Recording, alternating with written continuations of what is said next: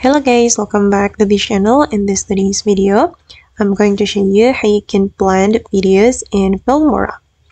Okay, let's get into it guys. I have imported my videos to Filmora and I'm going to blend these two videos.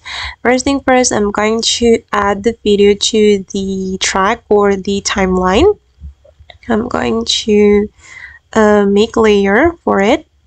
Okay, and then if we want to blend video, we can go to the basic menu and scroll down until you find the blend mode, and here you will be able to choose the blend mode you would like to apply to your video.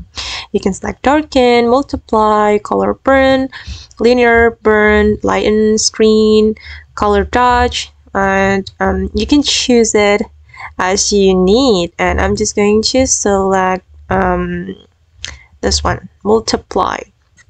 Okay, as you can see guys that now my videos have been blended.